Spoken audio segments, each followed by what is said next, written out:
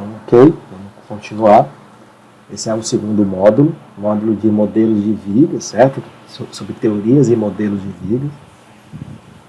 Esse é um módulo um pouco mais rápido, que nós vamos já entrar no assunto mesmo do curso, tá? O princípio dos trabalhos virtuais é muito revisão, uma perspectiva mais teórica. Vocês já vão ver algumas aplicações aqui nessa parte introdutória, certo? E nós vamos falar sobre modelo de vigas, certo? Tanto a teoria quanto o modelo de viga, e vamos dar uma perspectiva sobre modelagem de estruturas. Tá? Então, para começar, é bom lembrar que esse curso chama Análise de Estruturas, né? Então, já vem aqui o nome análise. Análise não é só você resolver uma coisa e deixar ela lá sem ter uma visão crítica, né? Teórica sobre aquilo ali. Certo? Uma visão crítica, racional, com questionamentos e etc. A gente, aqui no curso, a gente vai se analisar dessas teorias básicas. Vai se analisar dessas teorias básicas de física e matemática. Tá? Tudo isso para a construção de modelos. Tá? Na minha opinião, uma das coisas mais difíceis na análise de estruturas não é a utilização do software e não é a teoria. É você ter a capacidade intelectual e criativa de construir modelo. Certo? A partir dessa teoria, né, a gente vai montar modelos, que aqui eu enxergo, vocês podem enxergar isso aqui como equações, ou um sistema de equações. Isso aqui vai precisar ser resolvido. E aí você deve lembrar que você pode resolver analítico ou numérico. Tá? E temos vários métodos analíticos, temos métodos numéricos, temos várias ferramentas para análise desses modelos. Tá? E a gente tem que ter uma visão crítica, sabendo quais as vantagens de cada um deles, quais as limitações, porque não existe almoço grátis. Certo? E os exemplos de aplicação. A gente precisa ter um conhecimento das ferramentas que existem, tá? E precisamos ter uma análise crítica delas, para só então passar a resolver problemas. Tá? Então perceba que você ter um software é o menor dos problemas. Se você não tem uma análise crítica, se você não sabe analisar a estrutura, não adianta você ter os melhores softwares, as melhores rotinas, não adianta. Tá? E a gente precisa, aqui nesse curso Análise 1 e 2, de ter uma visão global e panorâmica. Eu usei esse nome global e panorâmica porque eu sou um fã disso, de que antes de se aprofundar no assunto, é interessante que você veja a teoria toda de forma panorâmica. O que é que existe? Né? Qual o conceito básico? Eu não preciso me aprofundar muito sobre teoria de vigas, sobre modelos diversos, para ter uma noção geral do que é análise de estruturas. Tá? Do que é algo mais complexo, ele pode ser inicialmente explicado de forma mais simples e mais global, para que você tenha uma visão geral do caminho. Né? A gente pode pensar numa analogia, como de Fortaleza para Crateús, você dá primeiro uma olhada no mapa, né, ver o geral, eu tenho que sair daqui, tenho que vir para cá, eu vou seguir essa estrada de Independência, que está melhor do que essa outra, então esse é o caminho global. Agora eu vou pegar meu carro e vou dirigir. Né? E durante a direção eu vou me preocupar com um trecho pequeno de cada vez, tendo mais atenção. Certo? Eu nem posso ficar só na análise global e ter um conhecimento superficial, e também não posso ficar querendo me aprofundar em tudo que eu vejo pela frente, porque isso não é produtivo. Tá? Temos que ter esse balanço. Então, inicialmente, a gente precisa dessa visão global e panorâmica sobre modelagem de estruturas, né? E nesse curso, análise 1, vamos falar de elementos de barra. Se envolve vigas, tá? E pórticos e treliças. Até grelhas também, né? Vamos ver se nós vamos conseguir estudar grelhas. Depois a gente vai precisar de uma visão dessa para plano e sólido. E aqui vai entrar a parte de, por exemplo, lajes, a parte de estrutura de fundações e outros elementos que não podem ser resolvidos por elementos de barra. Isso aí vai ser visto em análise de estrutura 2. Como eu disse no começo do curso, não tem um único livro para análise de estruturas, por ser, como a explicação aqui mostrou, são vários modelos analíticos e numéricos, certo? Existe fora essa teoria, essa parte teórica, tem uma parte de criatividade que exige muito da sua experiência, então não é algo que você possa adquirir tudo de um único livro, de uma única vez. Vamos começar pelo mais simples, né? Análise de estruturas. Segundo Marta, livro do Luiz Fernando Marta, a análise estrutural é uma etapa do projeto. Perceba que é uma etapa do projeto estrutural, na qual é feita uma previsão do comportamento da estrutura. Certo? Todo projeto estrutural que vocês forem fazer, ele tem que passar por uma etapa de análise, uma etapa de previsão. Certo? Uma previsão que vai ter uma estimativa que pode ser mais acurada ou não sobre deslocamento, sobre esforços internos, sobre vibração, enfim, várias coisas que vocês vão precisar para tentar fazer o projeto. Tá? É baseado nessa previsão que a gente vai saber quais as dimensões, se o material que a gente está usando é adequado da estrutura. Tá? Então, se você quer ser um bom projetista, se você quer trabalhar nessa área, ou se você quer trabalhar com modelagem de recursos hídricos, ou com geotecnia, com qualquer outra coisa, necessariamente você tem que ter um bom conhecimento de análise, porque não se faz projeto sem análise. Tá? Então, essa é uma etapa. Nós vamos precisar dessas teorias físicas e matemáticas, tá? E vamos... todas as teorias físicas e matemáticas resultantes da formalização da engenharia estrutural como ciências são utilizadas. Então, essas teorias que vocês viram lá nos primeiros anos do curso, elas vão ser úteis agora. Certo? Não precisa ter tudo na ponta da língua. Tá? Se a gente precisar de uma coisa, eu vou dizendo, eu vou indicando materiais, então não precisa ficar ansioso se você tem alguma dúvida, se você não fez bem cálculo ou física, certo? A gente vai ter tempo para ir aprofundando isso aos poucos. E basicamente a análise de estruturas ela trabalha com 4 níveis de abstração. Aqui a abstração você pode interpretar como sendo algo do seguinte: eu vou fazer uma simplificação de algo, certo? Eu vou transformar algo que tem um grau de complexidade X e vou deixar isso em uma forma equivalente, um pouco mais fácil, certo? Para ser analisada. Certo? Também pode ser adequação à teoria que você vai utilizar, a coisa que você vai, a metodologia que você está empregando. Então, eu tenho estrutura real, modelo estrutural, o modelo discreto e o modelo computacional. Eu vou falar disso mais na frente. E a estrutura real é a estrutura que existe. O modelo estrutural é a nossa... como é que eu saio de uma estrutura real e monto uma equação, que pode ser diferencial, parcial ou algébrica normal. Essa equação ela pode ser resolvida de forma contínua, aqui, ou eu posso ter uma simplificação discreta. Tá?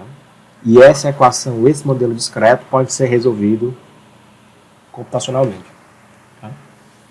Mas isso tudo se resume a construir modelos. Certo? Aqui até escrevi isso aqui. Construir um modelo é tentar olhar para aquilo que importa naquele momento. Vamos com calma, tá? Vamos olhar aqui. Eu botei os níveis de abstração aqui. Que é a estrutura real? É isso aqui. É a laje, é a laje. Tá? A laje é isso, é um pedaço de concreto com armaduras aqui, nesse formato. Essa aqui é a estrutura real. É isso que a gente precisa analisar. Certo? E como é que eu analiso isso em uma primeira abordagem? Eu vou me utilizar do modelo analítico ou modelo matemático, que é esse primeiro grau de abstração aqui, tá? Em que eu vou pegar uma série de hipóteses físicas e matemáticas e vou construir a teoria básica para montar uma equação, aqui nesse caso diferencial parcial, que descreva o comportamento contínuo da estrutura. Essas hipóteses podem ser de geometria. Eu posso considerar que a minha estrutura é perfeita, que não tem imperfeições, por exemplo, construtivas. Se a estrutura tem uma seção 10 por 10 por 10, tem uma geometria de 10 centímetros por 10 centímetros, e de repente ela foi construída como sendo 9,87, 10,2 e, sei lá, 9,8. Eu posso, para ordens práticas, isso é pequeno, vamos dizer, e essa diferença é pequena, e eu posso considerar como um elemento de 10 por 10 por 10. Isso é uma simplificação, certo? Da geometria. Eu posso ter simplificações, posso ter hipóteses das condições de apoio, certo? Nem sempre você vai encontrar na vida real um apoio do primeiro gênero, bem bonitinho, perfeitinho, como a gente estudou em mecânica, do segundo gênero e do terceiro gênero. Certo? O que você vai encontrar são estruturas reais. Tá? Você vai encontrar estruturas reais em que você, como engenheiro, vai ter que dizer, ok, esse meu nó aqui, ele está em qual desses casos aqui? Sei. É você que tem que saber isso, é você que tem que dizer qual deles você vai usar e por quê. Tá? Isso é uma hipótese. Exemplo, né? Eu tentei fazer uma adaptação aqui. Comportamento dos materiais, a gente está acostumado aqui pela lei de Hooke, né? Mas quem foi que disse que os materiais se comportam sempre por essa descrição aqui? Tá? Nem sempre isso acontece. E você tem que estar pronto para ver casos em que isso aqui não é suficiente. Mas, de repente, para essa situação que você está vendo, ela é suficiente. Ou ela tem uma aproximação boa. Então, isso é uma hipótese de comportamento de materiais. Tá? Tem outras leis de descrição de material, fora a lei de Hooke. Tá? E hipóteses sobre as cargas externas. Certo? A gente faz uma previsão de que essa laje, por exemplo, vai ser usada para pessoas que vão morar aqui em cima, né? Uma casa, tal. Mas isso é uma previsão. Vai que a pessoa dá uma louca na pessoa e ela quer montar uma academia aqui dentro, quer montar um estúdio de dança, não sei. Tá? A carga é diferente. A gente também faz uma previsão de carga de vento, de vibração, terremotos e tal. Mas a gente não tem como garantir de que vão ser mesmo essas cargas que vão atingir. Né? Essas cargas podem ser maiores do que a gente previu ou menores do que a gente previu. Como eu disse lá atrás, é uma previsão. E baseado nessas hipóteses e em uma série de formulações matemáticas, a gente chega nessa equação, que é a equação de placas finas com pequenas deflexões. Isso aqui é a rigidez da placa. Essa é uma EDP, tá? Ela tem soluções analíticas para alguns casos, para outros casos ela não tem, ou é bastante complicado obter. E essa é uma equação que descreve de forma contínua o comportamento da estrutura. O resultado que você vai obter aqui é esse W, certo? Que ele é a deflexão da superfície neutra da laje. A superfície neutra é como se fosse a linha neutra da viga, só que para uma laje, né, é uma superfície aqui, né? Imagina uma superfície aqui plana, certo? Com espessura que tende a zero. Tá? E você tem um quadradinho aqui. É uma superfície que descreve comportamento nessa linha neutra, na superfície neutra dessa estrutura. Você obtém isso aqui. E a partir daqui você obtém o resto. Tá? E isso aqui é contínuo. Tá? Se você está fazendo o modelo 3D, ele é em função de x, y, z. Para qualquer ponto e para qualquer altura, né? Se é um ponto aqui em cima, se é mais no meio, se é para cá, ou se é em qualquer canto, ele tem a flecha desse canto. Tá? Isso é a solução analítica para o modelo estrutural com esse primeiro grau de abstração. O próximo grau de abstração é quando eu saio dessa equação e vou tentar resolvê-la. Tá?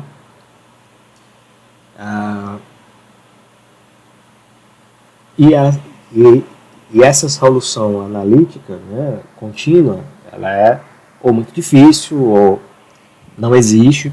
Tá? A gente sabe que o quão trabalhoso é você trabalhar com equação diferencial parcial. E você vai pegar essa laje e vai pegar ela em elementos mais fáceis, certo? E você vai discretizar essa laje. Por exemplo, você não vai resolver ela de forma contínua, mas você vai usar um elemento de grelha. Por exemplo, isso aqui é uma laje que é contínua, certo? Digamos que eu vou aproximar por uma série de vigas entrelaçadas aqui, certo? Isso aqui é um modelo de grelha para essa estrutura em laje. Perceba que eu só tenho resposta aonde tem viga. Aqui nesse branco aqui, eu não tenho resposta. Certo? A minha resposta está discretizada. Oh, Deus. Ela está discretizada em elementos. Tá? Isso é discretizado. E essa discretização, né, essas soluções analíticas contínuas, são representadas por valores contínuos dos parâmetros, que foi o que eu mostrei lá atrás. Essa solução analítica discreta, valores discretos nos nós, essa resposta aqui, em estrutura discreta, ela pode ser analítica ou numérica. Certo? Pode ser analítica ou numérica. Aqui falando um pouco dessa discretização em estruturas reticuladas, que tem a ver com a estrutura com a análise 1, nós temos basicamente dois métodos. O método dos deslocamentos e o método das forças, que é o objeto do estudo do nosso curso. Isso aqui vai pegar um pórtico, tá? Uma estrutura sólida, real, um pórtico, e vai discretizar isso em elementos de barra, que são mais fáceis de ser analisados por ter menos variáveis.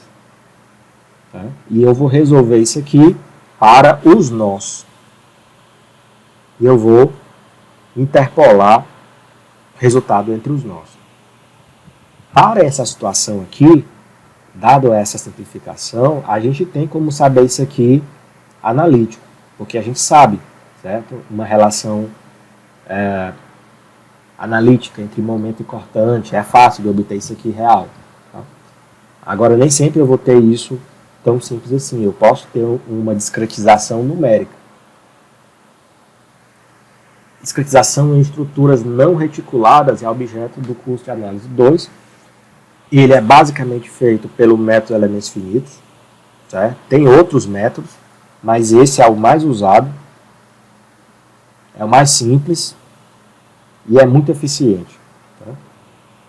Perceba que assim como eu tenho método dos deslocamentos, método das forças. Lá de análise, lá de PTV, você deve ter lembrado que a gente falou o princípio dos deslocamentos virtuais e das forças virtuais, né? Eu posso fixar o meu modelo em deslocamentos ou em forças, assim como eu fiz para o princípio dos trabalhos virtuais. O método dos deslocamentos, ele é estendido, digamos, o método dos deslocamentos que a gente vai estudar aqui é um conjunto dentro do método de elementos finitos, pela formulação em deslocamentos. Também tem a formulação em método das forças, mas ele não é muito usado.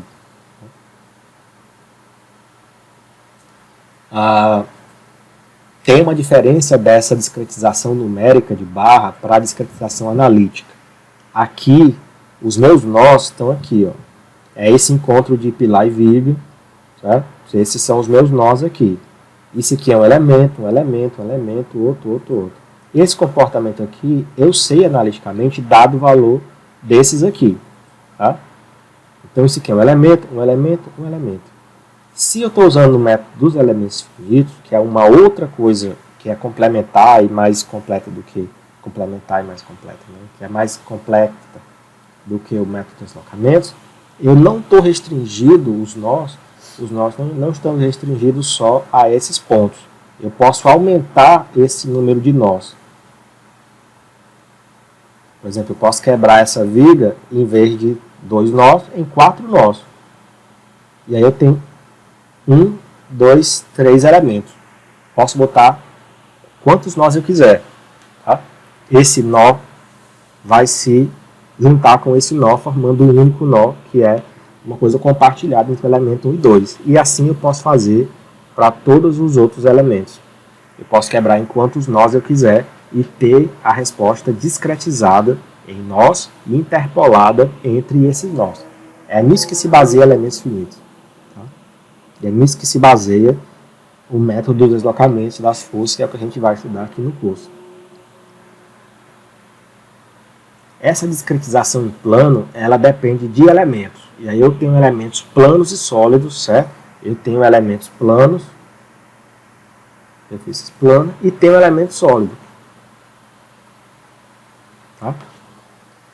E aí, para estudar essa laje que eu falei lá atrás, e qual dos dois é mais eficiente? É analisar em modelo de casca, só modelando a superfície neutra, ou é fazer em elementos sólidos, modelando tudo? Não sei, depende do caso. E não tem escrito no livro uma tabelinha, até se x for daqui para cá, utilize esse, se for maior, use esse. Não tem isso. Você que tem que ter a expertise de impor o programa, o que é que você vai fazer.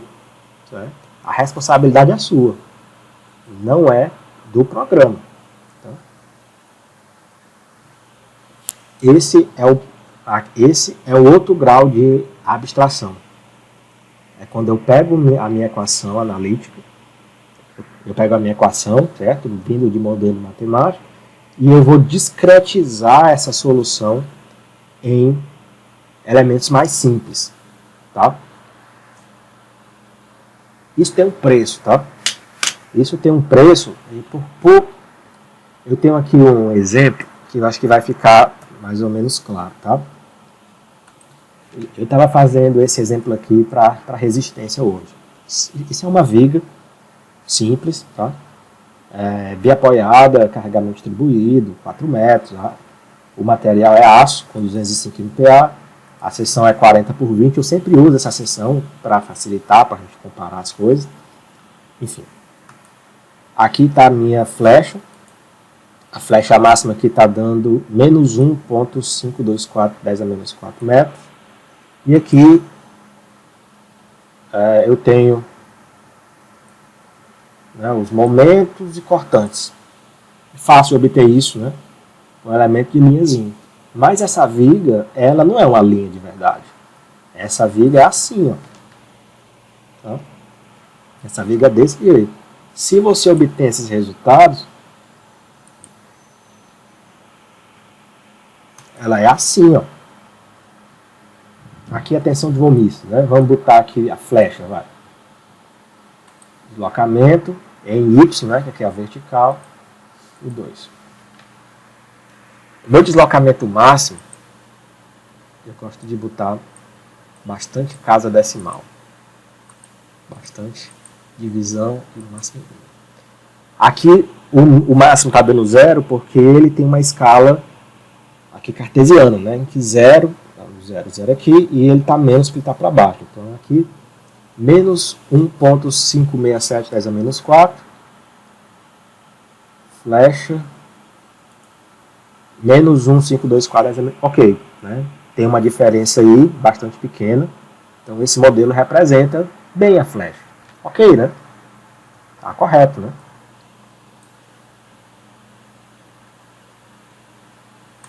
Se a gente continuar vendo aqui, ó, aqui é a tensão axial. Certo? Você viu isso em resistência. Né? Você viu isso em resistência. Isso aqui são as tensões axiais devido à flexão.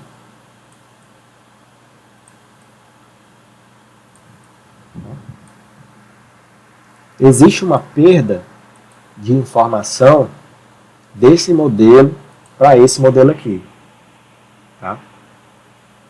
Apesar de que tem coisas parecidas aqui, na hora que você calcula isso aqui, por exemplo, a gente lá em PTV, a gente despreza o efeito do cisalhamento. Né? Ele não contribui para a flecha. Aqui no elementos finitos, quando ele chega discretizado, o comportamento final ele se aproxima do real. Certo? Então, dependendo do caso, se a sua viga tem uma grande dependência do cisalhamento, essa teoria ela pode não ser muito bem exata, como seria a modelagem desse elemento sólido. Tá? Você perde informações. Tá? Uma outra coisa é que se eu quiser vir aqui e eu quiser analisar um furo nessa viga, digamos que tem um furo nela aqui. Ó. Eu quero recalcular as tensões, as flexões e tudo isso. Tá? Eu não consigo fazer isso com o elemento de barra. Eu preciso de um elemento, no caso sólido, ou talvez plano. Certo? Então, no fundo, você tem várias opções do que fazer. Você pode modelar isso de maneira com modelo de barra, pode modelar com modelo sólido. A vantagem de usar um modelo de barra desse aqui é porque ele é rápido, é simples de se fazer. Tá? Até de cabeça eu posso saber qual é esse momento máximo e cortante máximo para esse caso simples aqui. E quando eu comparo de maneira mais global o que isso aqui dá com o que apresenta aqui, ok, ele dá com os resultados, tudo bem, certo? Não tem nada errado nisso. Agora, se eu quero estudar, por exemplo, a influência desse furo na viga nesse comportamento, o modelo de barra não é mais suficiente. Certo? Perceba que o padrão de tensão já está mudando. Certo? O padrão de tensão já está mudando. E isso não aparece lá no modelo de barra. Tá? O custo computacional disso aqui é muito maior do que esse custo computacional aqui. Certo? Demora mais tempo, tem muito mais problema numérico, etc. Então, assim, no fundo o que você tem é uma escolha que tem modelos que não é porque o modelo dá a resposta mais precisa do que o outro em uma dada condição que ele está errado. Certo? Ele só não é mais adequado para essa situação. A gente precisa ter conhecimento desses modelos sólidos, placas, plano, analítico, numéricos, equações, etc., para que a gente possa julgar o que é melhor para cada caso. Tá? E cada caso é um caso. eu tenho ainda um outro grau de abstração, que é o modelo computacional. Vocês vão ver que pelo método de deslocamento das forças, isso já tem um volume de equações grandes. Sabe? Quando tu discretiza um elemento, uma estrutura em elementos finitos, como esse exemplo aqui, o nosso volume de equações a ser resolvidas é altíssimo, é muito difícil resolver isso à mão. Os elementos finitos começaram em 60, tá? Mas só depois, acho que na década de 80, 90, é que veio começar a ser usado, porque o volume de equações necessárias para ser resolvidas é muito grande. Tá? E eu tenho que ter uma adaptação, vamos dizer assim, de um sistema algébrico de equações para uma representação computacional. Tá? Você tem aqui um conjunto, eu vou chamar de SICC, Sistema de Informação e Ciências da Computação, e você tem um outro círculo aqui que é o da engenharia. E nessa interseção aqui, ó, tá isso aqui. Tá? A construção dessas linhas de código que fazem a resolução desse sistema algébrico e tem a computação gráfica, certo? A parte também, computação gráfica. Computação gráfica, que me dá essa visualização aqui bonitinha, certo? O que o modelo calcula são linhas de códigos e informações. A gente precisa transformar isso em uma figurinha que é mais fácil de interpretar. Tá? Então, o meu outro nível de abstração o meu modelo discreto, é a formulação dos elementos, certo? A formulação computacional dos elementos, que eu utilizei para discretizar aqui, no caso barra-viga, no caso elemento de barra, no caso aqui elemento de casca, elemento sólido. E o meu modelo computacional é a representação computacional desse modelo discreto. Dando aqui uma pincelada bem rápida no que é elementos finitos. Elementos finitos são elementos que não são infinitos. É meio óbvio, né? Ele tem um comportamento que não é diferenciado, né? Que ele é diferenciável, pequenininho demais. É um elemento, pode ser plano, barra ou sólido. Tá? Eu tenho um sistema de equações para os nós, e isso é resolvido, se for linear, isso aqui nada mais é do que o f é igual a kx, que é aquela nossa equaçãozinha da mola. A gente falou lá numa hora em PTV que a gente considera o sólido como um meio elástico contínuo, né, em que tem molas virtuais ou molas fictícias aqui entre esses elementos. Tá?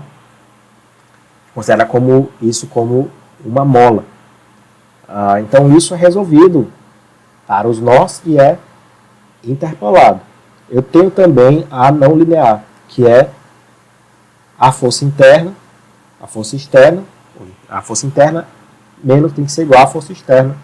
Ou seja, o trabalho das forças externas tem que ser igual ao trabalho das forças internas. É uma outra maneira de enxergar isso aqui. Isso aqui vai ser, passando isso aqui para o outro lado, né? Isso aqui vai ser igual a um resíduo. Porque essa é uma solução numérica. Você não chega na resposta exata. A resposta exata é isso aqui, não, isso aqui é zero. Mas isso aqui vai ter uma precisão de, por exemplo, 1 vezes 10 a menos 6. Então, é uma boa precisão, mas ainda é aproximado. Tá? Então, eu vou montar esse sistema de equações aqui, no caso algébrico, né? No caso aqui é um sistema de vetor, matriz de vetor, e por aí vai. E eu vou interpolar o contorno, esses pontos dentro dessa parte. Essa interpolação, ela pode ser por polinômio de Lagrange, polinômio de Hermite, ou vários outros modelos que a gente tem para interpolar. A gente vai se aprofundar nisso em análise 2. Como eu disse, o importante agora é que você tenha uma visão global do que é que existe, tá? Eu estou aqui falando da discretização numérica de uma estrutura real. Ou seja, eu tenho uma estrutura real, eu tenho uma equação, na maioria diferencial parcial, e eu estou discretizando essa equação. Então, elementos finitos é um meio de eu resolver equações diferenciais, tá? Em discretizações numéricas. É disso que se trata o programinha que a gente está acostumado a ver em elementos finitos. E isso roda em um meio computacional, tá? Que precisa de adaptações numérico-algorítmicas. Tá? O procedimento é bastante simples. Eu preciso de informações como geometria, como materiais, condições de contorno, carregamento. Faltou um parênteses aqui, né? Depois eu vou discretizar esse meu meio em elementos. Qual elemento eu vou usar aqui entre esses? Depende do caso que você vai analisar. Eu vou montar uma matriz de rigidez, que é algo que a gente pode considerar como se fosse esse coeficiente de rigidez da mola, só que para um meio, aqui no caso contínuo, 3D. E eu vou resolver isso para os nós, interpolo por polinômios. Tá? Discretização é a palavra que a gente tem que ter muita familiaridade, porque a gente vai precisar muito disso ao longo do curso. Um exemplo é esse slidezinho aqui. Então, considere que você não sabe calcular o perímetro desse círculo aqui. Algo complexo que você não tem essa informação. E vamos dizer que você vai simplificar isso em triângulos. Né? Triângulos com um ângulo alfa aqui, tá? Com esse comprimento L. Então, se eu pegar só a metade desse bicho aqui, ó, tá? Dividir meio a meio, para simplificar eu vou ter algo assim. L sobre 2, alfa sobre 2 e o raio. Esse meu seno de alfa sobre 2 vai ser igual a L sobre 2 dividido pelo raio. Portanto, o meu L vai ser igual a 2R seno de alfa sobre 2. Esse alfa é o ângulo aqui, que ele depende do número de elementos. Então, alfa é igual a 2π, que é o referência a essa volta completa aqui, dividido por n, em que n é o número de triângulos que eu vou usar. Então, eu posso dizer que o comprimento total vai ser n vezes o comprimento L. Então, 1, 2, 3, 4, 5, 6, 7, 8. 8 vezes esse comprimento. Quanto mais triângulos, mais exata vai ser a resposta. Eu posso até botar aqui esse n vai ser igual a 2π alfa, né? Então, esse meu L, n, 2π sobre alfa, vezes o L minúsculo, 2R seno de alfa sobre 2. Esse L, a gente pode até passar esse 2 lá para baixo para fazer uma organização. Isso aqui vai ficar 2πr, que é o comprimento da circunferência, né? Vezes uma parcela, seno de alfa sobre 2, dividido por alfa dividido por 2. Então, isso é uma simplificação dado por uma solução discreta, em que depende de alfa, que depende do número de elementos. Certo? Perceba que se esse alfa for maior, isso aqui tende a ter uma diferença muito grande do comprimento exato. Se esse alfa começa a ser menor, esse valor começa a ser desprezado e esse valor tende, e o valor vai, digamos, tender ao valor exato. Então, a gente pode traçar um gráfico aqui em que x é o número de triângulos que eu estou dividindo a minha circunferência, e isso aqui é a resposta normalizada. É o L aproximado, esse valor aproximado aqui, pelo L exato. Tá? Se o L aproximado for igual ao L exato, esse valor vai dar 1. Se eu começar com 2 elementos, o erro é muito grande. Ó. né? Com 4 elementos, ele já melhora razoavelmente. Quando eu chego mais ou menos aqui com 8, 10 elementos, ele se estabiliza. Por mais que eu aumente o número de elementos, a resposta não melhora e ela nunca toca o 1. Porque é numérico, pô. Certo? Numérico. Tá? Então, a gente pode pensar nisso, de que quanto mais eu discretizar, mais exata vai ser a resposta. Mas tem um limite para isso. Tem um limite máximo de elementos que eu posso fazer. Ah, professor, mas eu quero usar 20 elementos. Use, meu amigo. Você tem liberdade para fazer o que você quiser. Agora, isso vai ter um preço de custo computacional. Porque essa mesma resposta pode ser obtida com, por exemplo, 10 elementos. Né? Isso é um processo de discretização. O assembly nada mais é do que eu preciso fazer a mesma coisa que eu fiz aqui, discretizar, e eu preciso juntar isso. Lembra que aquela equação da mola, F é igual a Kx. Ao invés de dividir o meu círculo em triângulos, eu vou pegar a minha viga e vou dividir em elementos de viga. Esses elementos de viga guardam propriedades de viga, como deslocamento, como graus de liberdade aqui. Tá? E eu vou botar esses elementos aqui, quantos forem necessários. Tá? Quantos forem necessários. Isso aqui por elementos finitos.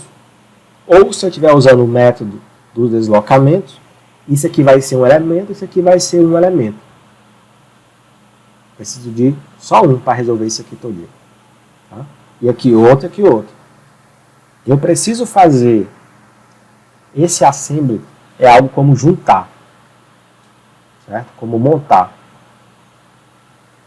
Eu vou ter uma matriz de rigidez, que é uma rigidez de mola equivalente à somatória de todos esses elementos aqui. Perceba que esse elemento está interagindo com esse está interagindo com esse, e isso tem que ser levado em consideração na hora de montar a matriz. Então, digamos, esse é o elemento 1, esse é o elemento 2, esse é o elemento 3. Tá? Não precisa você se preocupar tanto com a teoria por trás disso agora. Sabe? Você deve pensar de que eu tenho que transformar o meu sólido em meios discretos, tá? E resolver isso de maneira discreta. Tá? Eu estou fazendo aqui uma somatória de rigidez equivalente a cada um dos elementos. Esse processo de montar isso aqui é um processo automatizado. Ele independe do tipo de elemento, se for de barra, de viga, etc. Você pode, inclusive, quem se lembra de computação, uma função, né? Esse efeito chama polimorfismo, uma função polimórfica. Ela pode ser adaptada para qualquer meio, né? Ela pode ser aproveitada para qualquer meio. Então, é isso aqui que está ilustrado. Essas parcelas vão sendo montadas aqui como um quebra-cabeçazinho. Esse meio sólido discretizado é transformado em algo matricial e essa matriz é resolvida computacionalmente. Certo? Isso foi um panorama geral sobre analítico discreto, certo? Sobre contínuo. Esse foi um panorama geral sobre analítico numérico. Analítico vezes discreto e uma estou confundindo tudo aqui, né? Contínuo vezes discreto e analítico vezes numérico. Certo? Os nossos métodos que nós vamos usar aqui ao longo do curso, eu vou apresentá-los, eles vão se encaixar em um desses critérios aqui, certo?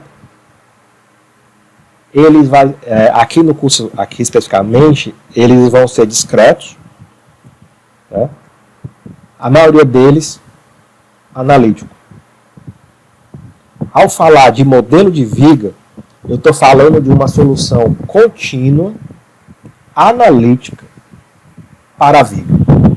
Certo? Nós vamos estudar agora esses modelos de vigas analíticos, tá? E contínuos. Depois nós vamos ver as limitações que ele tem, e quando a gente encontrar essas limitações, a gente vai passar para um modelo discreto e analítico. Tá? Vou aplicar um outro grau de abstração para discretizar e ainda mantendo o analítico. Mais na frente, vocês vão ver de que é possível aplicar um outro grau de abstração, né? Digamos assim, e resolver isso numérico computacionalmente. Tá? Esse caminho tem que ser muito claro para vocês. Então, as teorias de vigas são soluções analíticas contínuas para vigas. Aqui tem uma viga muito interessante, né? E eu tenho 3 métodos, 3 modelos. O de Euler-Bernoulli, o do Timoshenko e o do Reed-Bickford. A diferença entre eles é basicamente o modo como eles vão considerar o cisalhamento. Lá atrás a gente falou de que, em resistência, talvez vocês tenham visto isso, de que a contribuição do cisalhamento para a deformação de vigas é muito pequena, desde que a viga guarde uma certa proporção. Certo? Há casos de vigas em que o cisalhamento é muito importante. E nesses momentos, essa teoria de Euler-Bernoulli, que é o que vocês viram em resistência, provavelmente, certo? Ela é limitada. Quando o cisalhamento é muito intenso, ele passa a não ter um comportamento desprezível. E eu preciso usar uma outra teoria que considere isso. Certo? O Timoshenko considera o cisalhamento de maneira aproximada, linear, e o Reed considera o valor exato. Ah, professor, mas se o Reed considera o valor exato, por que eu não uso ele? Porque não existe almoço grátis. Tá? Quanto mais respostas você tiver, quanto mais variáveis você tiver para calcular, mais complicado vai ser resolver isso. Tá? Mais complicado vai ser resolver isso. Então você tem que pesar o que é mais importante. Tá? Essas teorias também são utilizadas para representar de forma cinemática a deformação, vai ter um controle de compatibilidade, certo? E são ADPs que têm solução, como vocês sabem, que é limitada, certo? É comum a gente ter método de aproximação disso lá naquelas abstrações que eu acabei de falar, certo? Eu posso ter analítico contínuo, posso trabalhar com analítico discreto, tá? E posso ter o discreto numérico. Vamos convencionar que esse é o nosso sistema de unidades. O Z, essa é a parte vertical, X, essa parte aqui ao longo da viga, e o Y, essa parte aqui da viga. Tá? A gente vai partir do princípio de que as deformações em Y são sempre nulas, ou seja, não há movimento nessa unidade aqui. Isso fica claro quando a gente vê de novo o modelo do Abacus. Aqui nesse meu caso, o modelo está ao contrário. Eu botei o X, o comprimento, tá? Espera aí, deixa eu botar aqui. O X é o comprimento aqui, ó. Y é essa coisa vertical e o Z é esse deformação nesse sentido aqui.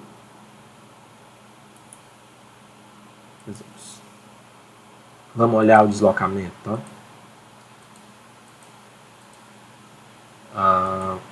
Deslocamento em 1, alongamento em X, bastante pequeno, né? Existe alongamento em X, em Y, já é bem pronunciado, e em Z. Perceba que é 10 a menos 7. Aqui. Aqui está 10 a menos 4, ou seja, é uma ordem de 1000 vezes menor. Certo? Ah, professor, mas isso não é zero. Não é zero, mas ele pode ser desprezado. Tá? Não é que ele não exista. Nesse caso, ele pode ser desprezado. Se eu tiver uma carga, por exemplo, que está apontada para cá, por exemplo, ou alguma outra condição de contorno, ou alguma outra condição de seção, geometria, material, pode ser que essa condição não seja verdade. Certo? Isso já é uma hipótese lá de geometria, de condição de contorno, que a gente falou no começo da aula. Esse é o campo de deformação para a teoria de Euler. Tá? Esse é o parâmetrozinho E aqui em cima. É um parâmetro para dizer que esse deslocamento em U, que é o alongamento X, e esse W que é a flecha vertical aqui, em função de XZ, já que eu desprezei o efeito do Y, é uma função da deflexão vertical da linha neutra. Certo? Deflexão vertical. Ao montar o sistema e resolvê-lo, eu obtenho esse W0 em função de XZ. Isso aqui é uma função contínua. Certo? Função contínua que me dá a flecha em qualquer ponto que eu quiser aqui, tá? E a partir disso, eu posso usar parâmetros e obter os deslocamentos em qualquer direção. Nessa teoria de Euler, tá? O efeito do cisalhamento é desprezado inteiramente, ou seja, ele não tem cisalhamento, ele não participa do cisalhamento aqui. Tá? As seções vão permanecer planas após a deformação. Lembra disso? Onde é que você ouviu isso aí? Eu não tenho como ouvir o que é que você disse, né? Porque isso é um vídeo. Mas você deve ter visto isso ao definir as condições de contorno para obter as equações de retenção dos materiais. Tá? As seções permanecem planas após a deformação. Isso é uma consequência de desprezar o efeito do cisalhamento. Tá? Já a teoria do Timoshenko, perceba que tem uma diferença. Aqui a variável é só a função contínua da linha neutra, o W0. Já na Timoshenko eu tenho uma outra variável, que é a minha rotação da seção transversal. E T refere-se a Timoshenko. Tá? O T, WT, o E, WE. Então perceba que eu tenho agora uma outra variável. Se eu aumento o número de variáveis, eu aumento a complexidade da solução. Certo? E ele considera que essa deformação aqui é linear. Mas, professor, o cisalhamento ele não tem essa deformação linear na seção. Eu lembro que a distribuição para uma viga com seção retangular e não sei o que, essa distribuição é até do segundo grau. Então, como é que isso aqui pode gerar isso aqui? Não pode. Isso aqui é uma coisa aproximada linear. E eu tenho que aplicar uma correção. Certo? Eu tenho um fator que corrige esse efeito para que as deformações fiquem compatíveis. Mas, professor, isso não é uma espécie de gambiarra? Não deixa de ser uma gambiarra, mas funciona. Certo? Eu tenho duas variáveis, mais complexo do que aqui, só com uma, mas ele resolve. Tá? Não tem métodos melhores nem piores, tem métodos mais adequados para uma situação do que outra. E aqui tem a representação. Eu tenho as seções que são planas antes da deformação de Bernoulli. Posso dizer que após a deflexão ela vai continuar plana. E o Timoshenko ele não continua plana, mas continua linear. Com esse meu θzinho aqui. Tá? Ao obter essa solução, eu obtenho essa função e isso aqui. Opa! E esse meu θ. Ou φ, né? Acho que é φ isso, acho que é φ. Certo? Esse ângulo φ entre as seções, para qualquer ponto discretizado, ou para qualquer ponto de maneira contínua. Tá? E eu tenho a última de Red Bickford, tá? Que é uma mais completa, ela considera o cisalhamento ao qual ele é, certo? Isso aqui é a rotação na linha neutra, na seção transversal. Tem uma série de parâmetros aqui em que eu aumento o grau de complexidade. Perceba que a minha seção agora, ó, ela não está mais linear. Aqui ela estava linearzinha. Aqui ela está exata. Isso aqui faz com que a complexidade seja muito maior de resolver a equação, tá? A ponto de botar em xeque se vale a pena eu ter algo tão complexo para obter algo que eu posso ter de forma mais simples, numérico.